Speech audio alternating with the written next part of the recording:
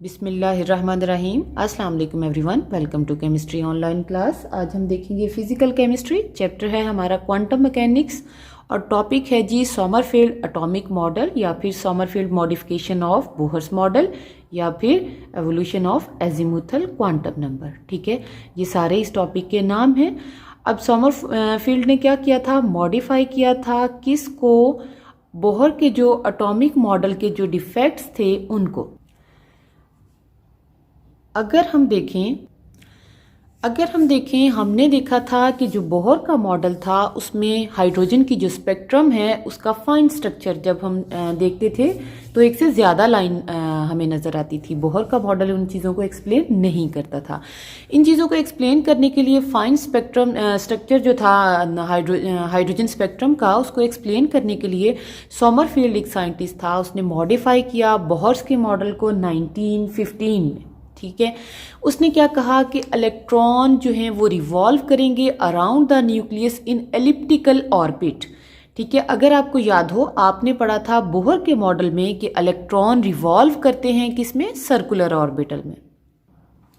जी, हमारे पास बोहर का जो मॉडल था उसके अकॉर्डिंग, बोहर के मॉडल के अकॉर्डिंग इलेक्ट्रॉन इस तरह से सर्कुलर ऑर्बिटल में मूव करते हैं। ठीक है, सर्कुलर ऑर्बिट होता है, सेंटर में न्यूक्लियस है, इलेक्ट्रॉन इस ऑर्बिट में मूव कर रहे हैं। ये किसने कहा था, बोहर ने। ठीक है, लेकिन समरफील्ड क्या कहता है कि इलेक्ट्रॉन सर्कुलर ऑर्बिटल में मूव नहीं करते, इलेक्ट्रॉन एलिप्टिकल ऑर्बिटल में मूव करते हैं, ऑर्बिट में। ठीक है, ये है मतलब ये जो सर्कल है ना, इसके दोनों कोने जो है उनको एक्सटेंड कर दे। ठीक है, तो ये हमारे पास क्या बन जाएगा, जिस तरह से ये ठीक है सर्कल था लेकिन उसके दोनों कोने एक्सटेंड कर दें, ये क्या बन जाएगा, ये एलिप्टिकल मॉडल है। ये किसने पेश किया था, एलिप्टिकल ऑर्बिट है समरफील्ड ने।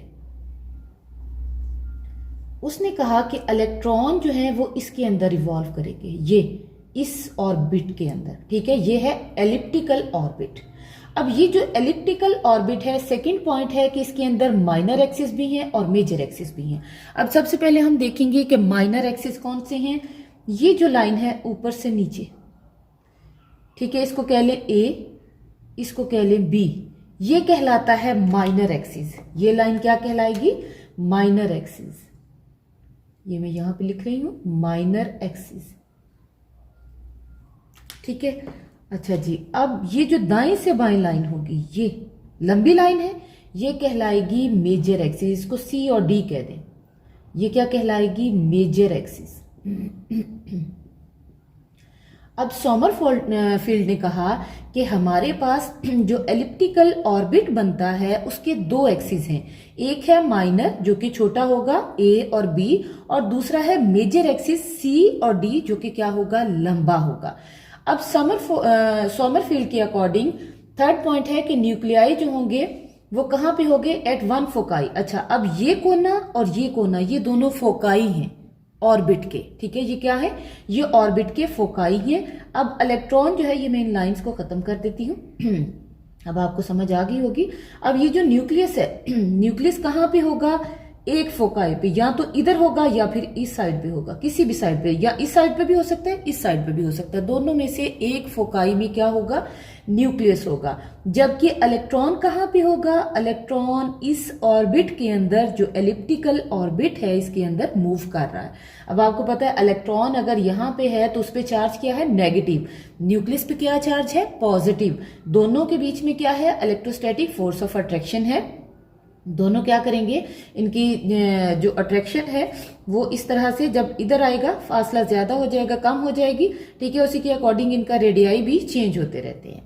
अच्छा जी, उसके बाद अगर हम देखें नेक्स्ट पॉइंट, तो उसमें क्या है कि एंगुलर मोमेंटम जो है इलेक्ट्रॉन का वो फिक्स है, क्वांटाइज्ड है। अब चाहे वो ये बोहर का सर्कुलर ऑर्बिटल में भी क्वांटाइज था, लेकिन समरफील्ड ने कहा कि एलिप्टिकल ऑर्बिट के अंदर भी जो इलेक्ट्रॉन का एंगुलर मोमेंटम है वो क्या है, फिक्स्ड है। और उसके लिए इक्वेशन दी वो क्या थी, mvr इज इक्वल टू के एच ओवर 2 ठीक है, अब इसके अंदर ये के क्या है, ये जो के है ये है जी एजीमुथल क्वांटम नंबर। ये क्या है, एजीमुथल क्वांटम नंबर। इसको इंट्रोड्यूस किसने करवाया, समरफील्ड ने। ठीक है, जबकि एन क्या था, प्रिंसिपल क्वांटम नंबर था, और इस प्रिंसिपल क्वांटम नंबर को किसने इंट्रोड्यूस करवाया था? बोहर्स ने। ठीक है, बोहर्स के मॉडल के अंदर ये प्रेजेंट था।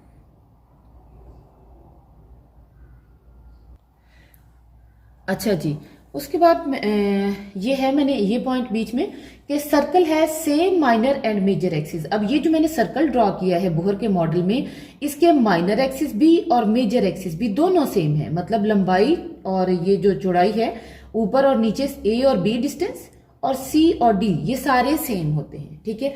अच्छा जी, अब मैंने क्या बताया कि इलेक्ट्रॉन इस एलिप्टिकल ऑर्बिट के अंदर मूव कर रहा है, उसकी एंगुलर वेलोसिटी भी चेंज होगी जैसे जैसे उसकी न्यूक्लियस के साथ अट्रैक्शन, जैसे जैसे डिस्टेंस चेंज होगा, जब यहाँ पे आएगा तो अट्रैक्शन कम होगी, ऑटोमेटिकली वेलोसिटी भी कम हो जाएगी अट्रैक्शन के अकॉर्डिंग। इस तरह से ये मूव कर रहा है। ठीक है, इनके रेडियाई भी फिक्स होंगे।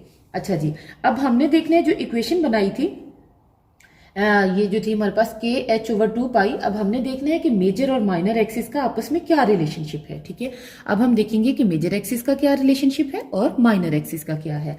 अब उनके रिलेशनशिप के लिए क्या है? N/K। अब N क्या है?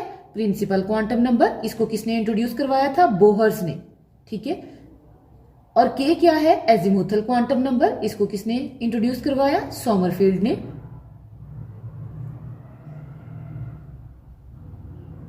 ठीक है, अब ये n क्या है?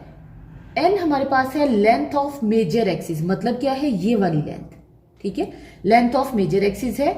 और k हमारे पास क्या है? लेंथ ऑफ माइनर एक्सिस, मतलब k क्या है? a और b का डिस्टेंस, और n क्या है? c और d का डिस्टेंस। ठीक है, ये है जी हमारे पास n और k के बीच में रिलेशनशिप। हम कहते हैं कि अगर n इज इक्वल टू हो k के, मतलब दोनों की वैल्यू सेम हो, दोनों की वैल्यू 1 के इक्वल आ जाए, तो हमारे पास ऑर्बिट जो है वो एलिप्टिकल नहीं रहेगा, वो क्या बन जाएगा? सर्कुलर बन जाएगा। ठीक है, ऑर्बिट क्या बन जाएगा? सर्कुलर फॉर्म में आ जाएगा। कब? जब n होगा किसके इक्वल? k के, मतलब दोनों की वैल्यू सेम हो, दोनों की आ जाए, 3 आ जाए, तो हमारे पास वैल्यू 1 आ जाएगी। उस सूरत में क्या बनेगा? सर्कुलर ऑर्बिटल बनेगा। ठीक है, सर्कुलर ऑर्बिट होगा।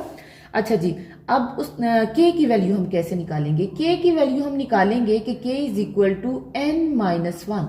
ठीक है, n की जो वैल्यू होगी उसमें से 1 माइनस कर दे, वो हमारे पास क्या आ जाएगी? k की वैल्यू आ जाएगी n-1, n-2, n-3, so on, जो भी होगा इसी के अकॉर्डिंग हमारे पास हम k की वैल्यू निकाल लेंगे।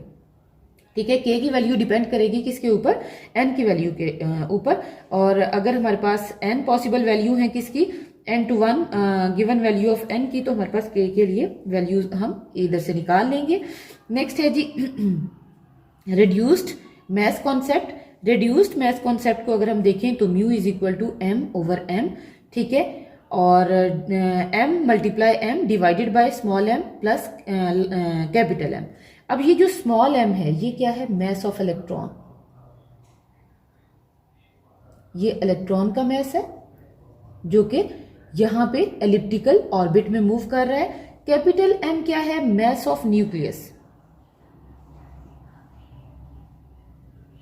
ठीक है, अब ये वाला न्यूक्लियस का मैस है जिसको हम ZE से शो करते हैं। ठीक है, ये इसको शो करता है। अब इसके अकॉर्डिंग ये जो मैस डिफेक्ट दोनों के अकॉर्डिंग आता है, इससे हमारे पास रेड बर्ग कांस्टेंट की वैल्यू चेंज हो जाती है, थोड़ी चेंज आएगी। रेड बर्ग कांस्टेंट की वैल्यू जो न्यू है, ये जो मैस डिफेक्ट से आई, ये है हमारे पास 1.096775 into 10⁻⁷ पर मीटर में। पहले जो मैंने आपको वैल्यू बताई थी वो और थी। ये जो स्लाइड सी डिस्क्रिपेंसी है किसके बीच में? फ्रीक्वेंसी के स्पेक्ट्रल लाइन सीरीज की जो फ्रीक्वेंसी है उसके बीच में, ये हमें बताती है एक्सपेरिमेंटली और कैलकुलेटेड का डिफरेंस बोहर थ्योरी के अकॉर्डिंग। ये था जी आज का आपका लेक्चर। अगर आपको लेक्चर अच्छा लगा हो इसे लाइक जरूर कीजिएगा। अपना ख्याल रखिएगा। अल्लाह हाफिज।